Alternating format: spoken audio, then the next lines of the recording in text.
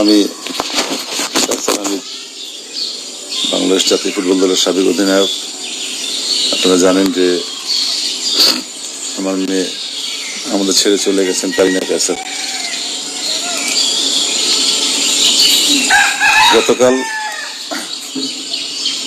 সে ভারত থেকে ফিরে আসে। কারিনাকে রিসিভ করার জন্য আমরা এয়ারপোর্টে যাই।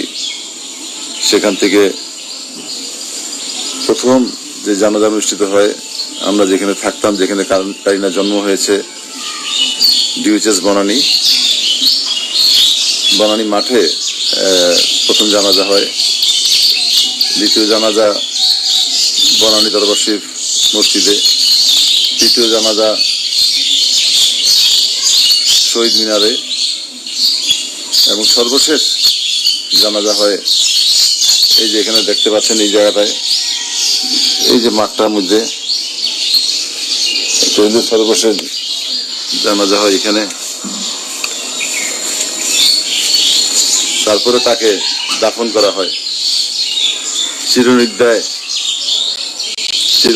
শুয়ে আছে কারিনা, সুন্দরভাবে, অনেক মনোরম একটা পরিবেশে। এই যে লিচু গাছ দেখতে পাচ্ছেন, এই লিচু গাছের নিচে তার স্থায়ী ঠিকানা হয়ে যায়। এটা একটা রহস্য আছে, সেটা হচ্ছে যে কারিনা কয়েক মাস আগে এখানে এসেছিল। কয়েক মাস আসার পর এই যে পাশে যে বাসাটা দেখছেন, হ্যাঁ, এখানে যে বাসাটা, এখানে একজন মহিলা থাকে, নীলু আপা। এটা হলো মূল ভবন। হ্যাঁ, এটা হলো লোপার যে জায়গাটা ওয়ারিশ সূত্রে পাইছে। এই যে জায়গাটা, এই যে দেখতেছেন, এই যে বাগান মতো, চতুর্দিকে বাগান। এই জায়গাটা কারিনা খুব পছন্দ করেছিল। কারিনা ঠিক এই জায়গাটা বসা ছিল, প্রায় এসে এখানে বসতো। এই যে যেখানে আমি চেয়ার দিচ্ছি, এখানে বসতো। তো এই বাসায় যে নীলু আপা থাকে, নীলু আপা বলতো যে কারিনা, তোমার আব্বু আম্মু তো আসে, তোমার ভাইরা আসে, তুমি আসো না কেন? তো কারিনা বলছে যে আমি তো একটু ব্যস্ত থাকি, আন্টি আমি আসবো, এই জায়গাটা আমার অনেক ভালো লাগছে আন্টি। তখন বললো, সত্যি তোমার এই জায়গা ভালো লাগছে? আমার তো বিশেষ করে না, এই জায়গা যে এত সুন্দর আমি আজকে বুঝতে পারছি। এখন আমি এখান থেকে রেগুলার আসবো, এত আসবো যে আপনি বিরক্ত হয়ে যাবেন। হ্যাঁ, এই কথাটা কারিনা বলছে। এবং আমরা গত বছর এই যে এই জায়গাটায় একটা গান এবং নাচের, সে অনেক দুষ্টুমি করতো, সেই ভিডিওটা বানাইছি। তো এই কথাটা গিয়া সে তার আম্মুকে বলছে যে আম্মুকে নীলু আপা তার মানে আমার ওয়াইফকে বলছে যে কারিনার এই জায়গাটা অনেক ভালো লাগছে। তো বললো যে ভালো লাগছে যখন তাকে এই জায়গাটা আমি রেজিস্ট্রি করে দিব, একদম স্থায়ী রেজিস্ট্রি করে দিব, বাড়ির শুধু তাকে রেজিস্ট্রি করে দিব, কিন্তু সে যদি রেগুলার আসে রেজিস্ট্রি করে দিব। এই কথাটা বলা পরে সেই কারিনা, সেই আন্টি গিয়া তাকে বলে যে তোমার আম্মাকে বলছিলাম, তোমার আম্মা বলছে এই যে জায়গাটা আছে, এই জায়গাটা স্থায়ীভাবে তোমাকে দিয়ে দিবে, রেজিস্ট্রি করে দিয়ে দিবে। কিন্তু ভাগ্য যে রেজিস্ট্রি করা লাগে নাই, কারিনা স্থায়ী ঠিকানা যে এটা হয়ে যাবে, এটা আমরা কেউ কল্পনা করতে পারিনি। যে তার আম্মা এই জায়গাটা দিতে চাইছিল তাকে রেজিস্ট্রি করে স্থায়ী। যে কারিনার নানু, আপনি কিছু স্মৃতিচারণ করেন। আপনার কারিনা আপনাকে তো অনেক বিরক্ত করতো, কিন্তু এখন তো আর কেউ করবে না। এটা বলছি, কারিনা আপনাকে আর দুষ্টামি করবে না। আপনার সাথে অনেক দুষ্টামি করতো কারিনা। বলতো যে নানু তুমি ভাইরাল হয়ে গেছো, হ্যাঁ, তোমার পরিমণি তোমাকে ফোন করছে, অমুক অ্যাক্ট্রেস তোমাকে বড় বড় ইয়েরা ফোন করে, তুমি ভাইরাল হয়ে গেছো। কিন্তু এখন দেখতেছি কারিনা তো নিজেই ভাইরাল ছিল। হ্যাঁ, আসলে ওই ছিল ভাইরাল। হ্যাঁ, ওই যে এরকম ভাইরাল ছিল, আমরা তো কেউ বুঝতে পারিনি। আমরা নিজেরও কল্পনা করি নাই যে কারিনাকে এত মানুষ ভালোবাসে। কারিনা অসুস্থ হওয়ার পর থেকে বুঝতে পারলাম যে ডে ওয়ান থেকে তাকে যেভাবে তার ফ্যান ফলোয়ার্সরা যেভাবে তার জন্য দোয়া চাইছে, যেভাবে তাদের টাইমলাইনের মধ্যে তাদের কারিনার ছবি দিয়ে এবং আমার ছবি দিয়ে যে ক্যান্সার আমিদের মেয়ে কারিনা ক্যান্সার, সে অসুস্থ, হ্যাঁ এবারে ভর্তি, এই যে দোয়া চাইছে, মানে আমি নিজেও কল্পনা করিনি। আমি 80-90 দশকে খেলোয়াড় ছিলাম, সে সময় খুব পপুলার ছিল, সেই সময় তার সোশ্যাল মিডিয়া এগুলি ছিল না। তো আমার মনে হয় যে তার মাধ্যমে সে যাওয়ার আগে আমাকে আবার ভাইরাল করে দিচ্ছে।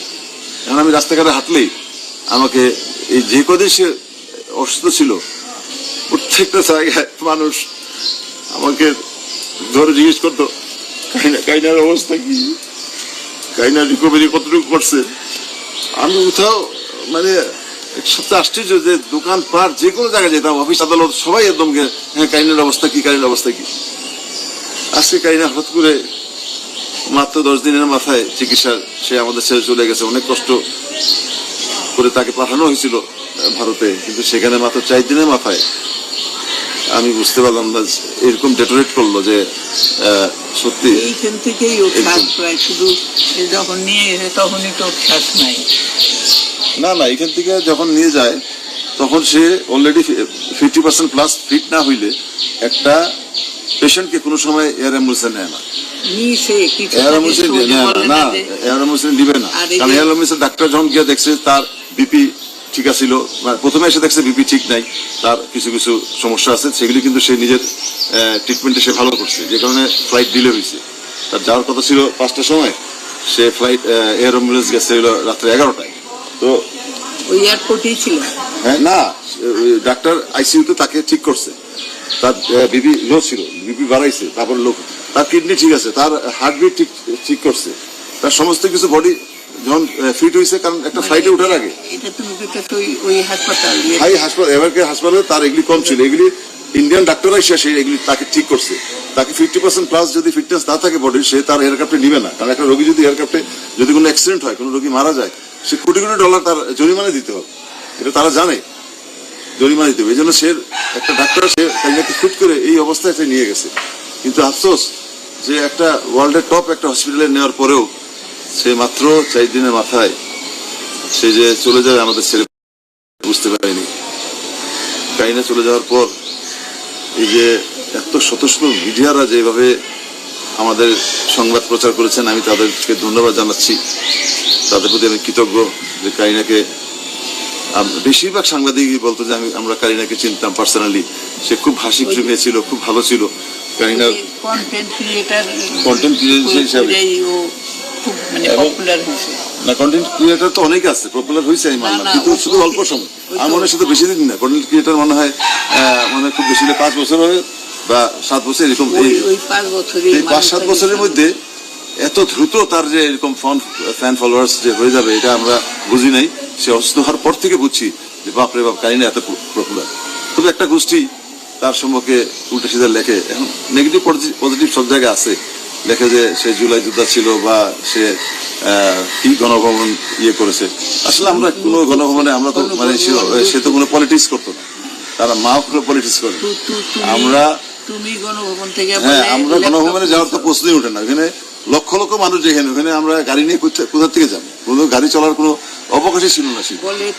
লক্ষ লক্ষ মানুষ কি বলছে, ল্যাপটপে কি আমরা অভাব করছি, ল্যাপটপ নিছি না না। ওইখানে যখন বাসার থেকে যখন বেরোলাম কাকুলি মোড়ে, তখন আমাকে বিকালবেলা বললো যে কাসা ভাই আপনি ঘুমাই রয়েছেন। কাকুলি মোড়ের থেকে একজন আমাকে ফোন করলো, সম্ভবত শফিক ভাই বাজে।